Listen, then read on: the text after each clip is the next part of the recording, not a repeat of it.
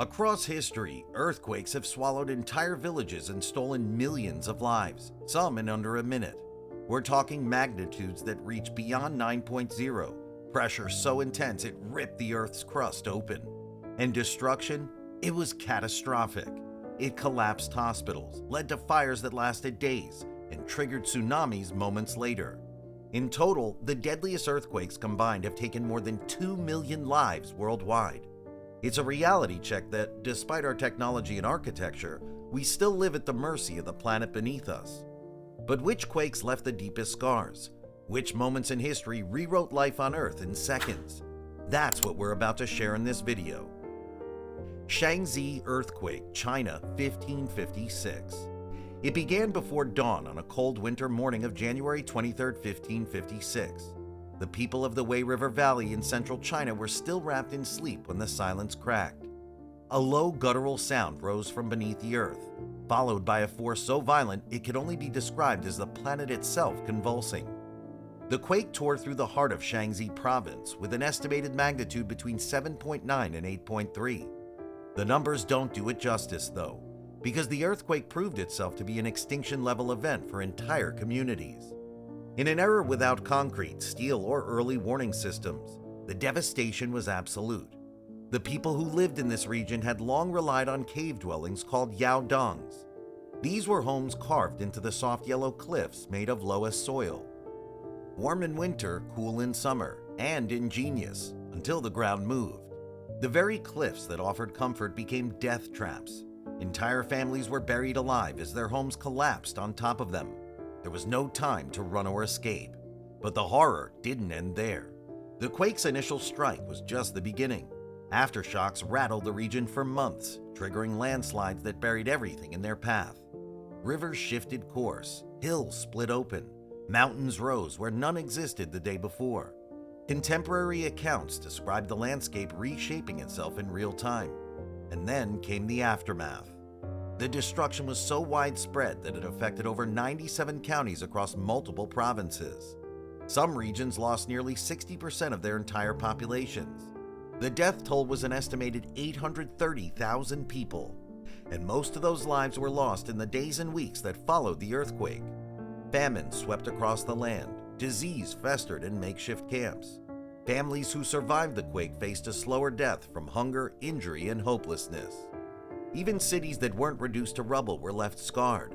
In Xi'an, the iconic small wild goose pagoda lost several stories in the quake. Entire neighborhoods were flattened, government offices were crumbled, and yet in many places, no help ever came. There were no intentional relief efforts. This was 16th century China, and it stood almost powerless.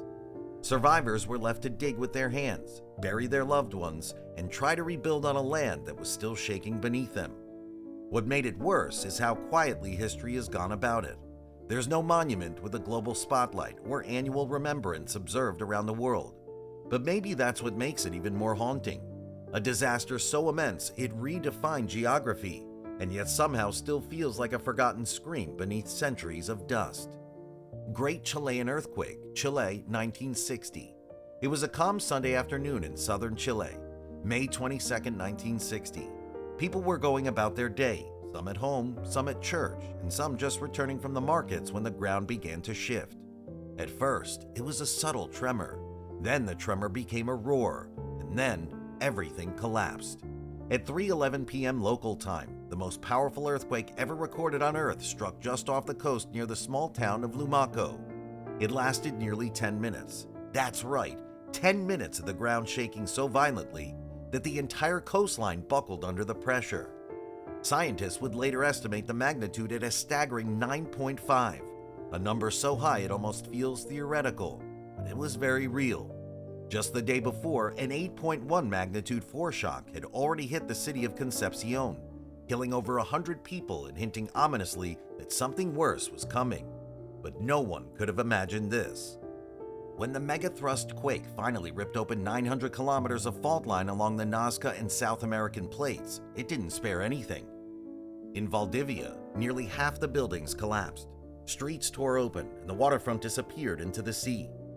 The destruction stretched across an area the size of California, over 400,000 square kilometers from Talca down to Chiloé Island. Cities vanished and bridges crumbled. But the worst wasn't over. Just minutes after the shaking stopped, the sea turned against them. A massive tsunami hit the Chilean coast only 15 minutes later. Waves as tall as 25 meters surged inland, swallowing entire towns like Maulin and Isla Chiloé. The quake had already broken the land. Now the ocean came to take what was left. It didn't stop with Chile. The seismic waves raced across the Pacific, reaching Hawaii 15 minutes later. In Hilo, towering waves over 10 meters high slammed into the coast, killing 61 people and reducing entire blocks to driftwood. Japan was next. 22 hours after the quake, 5 to 6 meter waves surged into coastal villages, destroying more than 1,600 homes and claiming 138 lives. The Philippines reported dozens dead or missing. Even the U.S. West Coast felt the aftershocks. Harbors were flooded, boats were destroyed, and coastlines were torn apart. Back in Chile, the numbers were beyond devastating. Somewhere between 1,000 and 6,000 lives were lost, around 3,000 people were injured, and over 2 million were left without homes. The financial cost was staggering, between $400 and $800 million in 1960 dollars, which would be billions today. And then, as if the earth hadn't said enough, something else stirred. Just days after the quake, the Coroncale volcano, which was silent for over 40 years, erupted. It shows that when tectonic plates move, they don't always stop at one disaster. But what made this moment different was the global aftershock. The single quake forced nations around the world to rethink their relationship with the sea and with nature's unpredictable fury. In Chile, it pushed for new seismic building codes. Globally, it led to the creation of the Pacific Tsunami Warning System because no one wanted to be caught unaware again. Tangshan earthquake, China, 1976. It happened in the dead of night on July 28, 1976. The industrial city of Tangshan was still asleep under a blanket of summer heat. Then, at exactly 3:42 a.m., the ground snapped.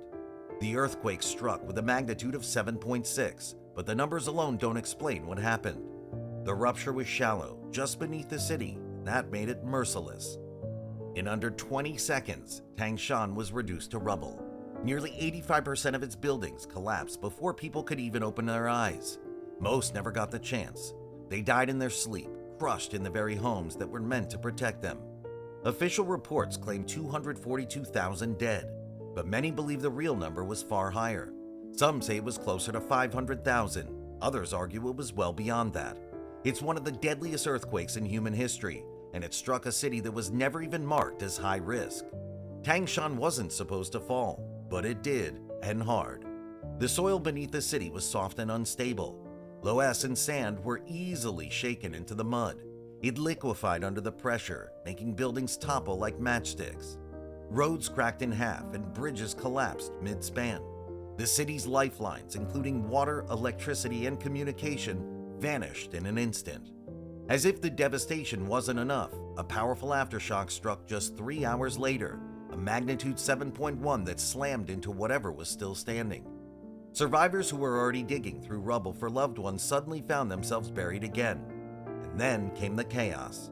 Hospitals were overwhelmed, fires broke out, factories leaked toxic chemicals into the air. Corpses were hastily buried in mass graves to prevent disease, but disease still came. Dust choked the air. Survivors wandered, dazed, injured, and barefoot. Tangshan looked more like the aftermath of a war than a natural disaster. But there was no international help. China, in the midst of a politically fragile time, declined all foreign aid. It became a disaster managed entirely from within. Tens of thousands of soldiers, doctors, and engineers were sent in. Supplies were airdropped. Makeshift shelters were erected in days. But no amount of efficiency could cover the sheer scale of what was lost. In less than a minute, Tangshan ceased to exist as the world knew it, and somehow, slowly and stubbornly, it was rebuilt. By the mid-80s, the city had risen again. Simple, earthquake-resistant homes were constructed overnight. Entire neighborhoods grew from scratch, and still the scars remained, some visible, many not. The Tangshan earthquake forced China to rewrite its seismic codes from the ground up. It became a framework for future disaster planning. But for those who lived through it, it was a memory, every crack in the rebuilt pavement, and every story passed down from those who made it out when the earth tried to take everything. Sumatra Andaman earthquake, Indonesia, 2004. December 26, 2004. It was the morning after Christmas. The sky over northern Sumatra was calm. Kids were still rubbing sleep from their eyes. No one had the faintest idea that the next 10 minutes would split history in half. At 7:58 a.m. local time, the seabed just off the west coast of Sumatra snapped open. A violent rupture along a fault line stretching over 1,300 kilometers deep beneath the Indian Ocean triggered a magnitude 9.1 to 9.3 earthquake, one of the strongest ever recorded. It was a sustained, bone-deep groan from beneath the planet's crust, and it lasted nearly 10 minutes. The ocean floor lifted, the water above it surged, and within minutes the Indian Ocean became a wall of death. But the danger didn't come all at once. First, the sea pulled back. In places like Banda Aceh, the shoreline receded so far that people wandered out onto the seabed, confused and curious, watching fish flop in the sand. They had no idea what was coming. Then, the wave hit. In some places, it rose higher than a 10-story building, over 30 meters tall, and charged inland with the weight of an entire ocean behind it. Coastal villages vanished in seconds. Banda Aceh, a city of over 250,000 people, was torn to pieces. Homes, roads, and lives were gone. Entire neighborhoods were erased like chalk under a flood. And this was just the beginning. The tsunami fanned out across the Indian Ocean like a monstrous ripple effect. Sri Lanka, India, Thailand, the Maldives, even parts of Somalia and Kenya were struck by waves up to 10 meters high. People were killed in their beds, in temples, and on beaches. Tourists in Phuket were caught mid-breakfast. Locals in Tamil Nadu didn't even know what a tsunami was. When the water finally calmed, the numbers were too staggering to process. Around 230,000 people died across 14 countries. Some say the true number is even higher. Indonesia bore the worst, with nearly 170,000 deaths in Aceh alone. And the scale of displacement was almost impossible to grasp. Over 2 million people were left without homes. Entire communities were reduced to silence and salt. But even in that silence, the world responded. For once, borders didn't matter. Aid came from everywhere. Over $14 billion was poured in globally. Emergency workers, doctors, volunteers, and everyone showed up from every corner of the planet, and amid the rubble, communities began to rebuild. Tsunami warning centers were created. Evacuation routes were mapped. In Aceh, school children today are taught what it means when the ocean pulls away. The Sumatra Andaman earthquake was a moment that split time for millions. And even now, nearly 2 decades later, that morning still echoes through every siren test, escape drill, and every parent who teaches their child what to do if the sea suddenly pulls back. Because when the earth moves like that, you never forget. The ground beneath us feels solid and reliable. We build cities on it, raise families, and plan futures. But history tells a different story. One where the earth doesn't ask permission. One where a single shift can erase everything we thought was permanent. These were ruptures in time and moments when nature reminded us that we are not in control. We study these disasters to understand what was taken and what was learned, because buried beneath the rubble is a record of human fragility and resilience. And maybe, just maybe, the more we remember, the better we prepare for the next quake and for the illusion of permanence we all live in. If you want more untold stories that shook the world, hit subscribe. We're just getting started.